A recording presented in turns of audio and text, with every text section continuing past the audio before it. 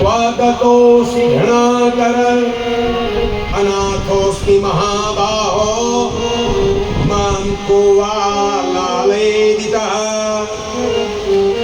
हे पिताजी, हे दयामय, आप मुझे छोड़ के चले गए, कहाँ चले गए? हे महाबाहु, मैं अनाथ हो गया, अब मेरे साथ लाड़ प्यार कौन करेगा? इसी प्रकार लक्ष्मण और सीता विलाप करने लगे। करी क्या हाय करता रे विपद सब एक दम डारी। करी क्या हाय करता विपद सब एक दम डारी। पिता को स्वर्ग वन हम, पिता को स्वर्ग वन हमको अवध एक बार पूजारी। करी क्या करता विपद सब एक दम डारी। विपद सब एक दम डारी। विपद सब एक दम डारी। विपद सब एक दम डारी। करी क्या करता है विपद सब एक दम डारी। जो देखूं वेश माता का, जो देखूं वेश माता का, मेरी छाती फटे भ्राता। जो देखूं वेश माता का, जो देखूं वेश माता का, मेरी छाती फटे भ्राता। हाय कदीम हाय बनने का, हाय कदीम हाय बनने का, बिगड़ने की है अब बारी। हाय कदीम हाय बनने का, बिगड़ने की है अब बारी। करी क्या करता है विपद सब एक दम डारी। करी क्या करता है विपद सब एक दम डारी। भगवान राम जी बहुत बेहुल हो गए, सारी माताएं रोने लग गई। अब लगा कि दशरथ जी मरे, सारी प्रजा रोने लग गई। भगवान राम जी अपने को संभाल नहीं सक रहे थे, लक्ष्मण ने पकड़ रहे थे, माताएं पकड़ रहे थे। गुरु वशिष्ठ जी ने भगवान राम जी को शांतिमय वाक्य कहे। कहा, हे राघव, आप तो सर्वज्ञ हैं, ये आप सब लीला कर रहे हैं प्रभु, आप तो जानते हैं। महाराज, संसार में जब किसी का समय आता है उसको जाना ही पड़ता है। इस संसार का जो रहना है ये कुछ ही दिन का है।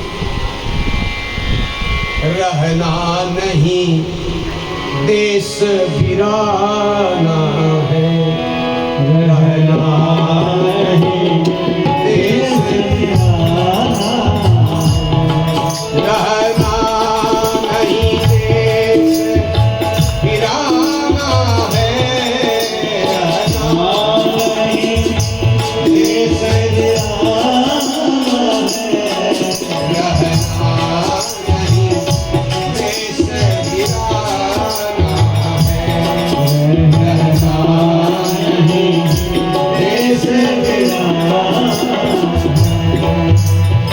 यह संसार माटी का गोला, यह संसार माटी का गोला, बूंद पड़े गल जाना है,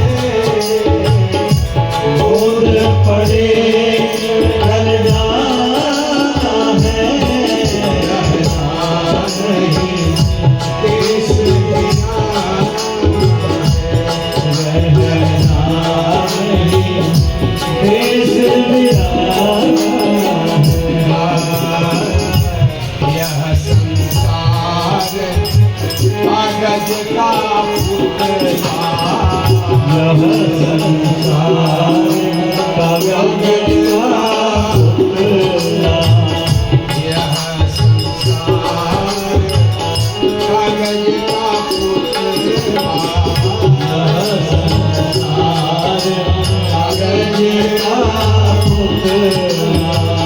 हवा चले उड़ जाना है, हवा चले उड़ जाना है, रहना नहीं देश वीराना है, रहना नहीं देश वीराना।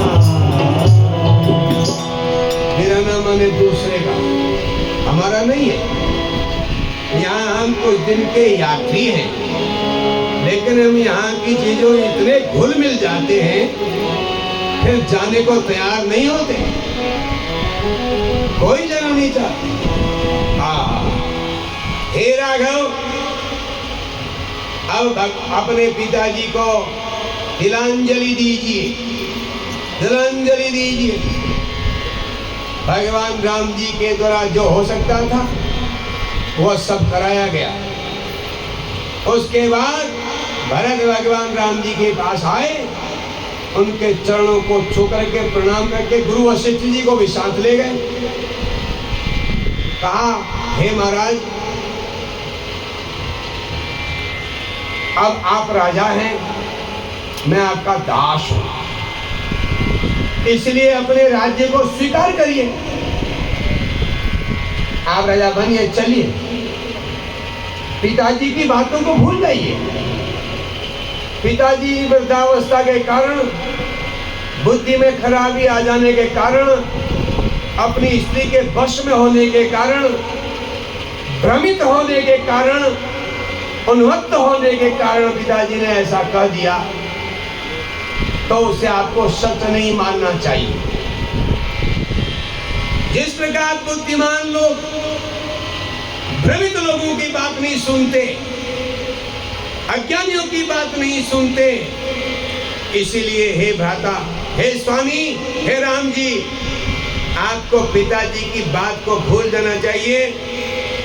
अब आप चलिए, हम जंगल में जाएंगे तो भाई, हाँ, आप राज करिए, हम जंगल में जाएंगे आपकी जगह पर। महाराज, आप अयोध्या को लौट जाइए। मेरे सिर में जो कलंक लगा हुआ है ना, उसे मिटा दीजिए, तभी मिटेगा जब आप राजा बनेंगे। नहीं तो सारा संसार कहेगा ये सारी करतूत भरत की है। ये कलंक तो आपको मिटाना ही पड़ेगा। आप अयोध्या, हम जंगल। राम जी ने कहा, भैया भरत, देखो, हमारे पिताजी ऐसे नहीं थे, वह सत्यवादी थे।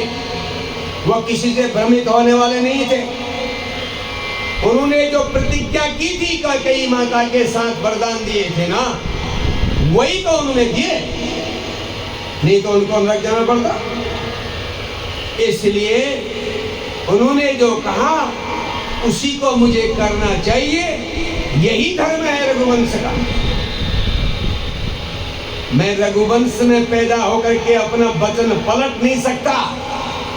रामो द्विर्ना विभाषते, राम दो बातें नहीं करते, राम जी एक ही बात कहते, रघुकुल रीति सदा चली आई, प्राण जाय पर वचन न जाई।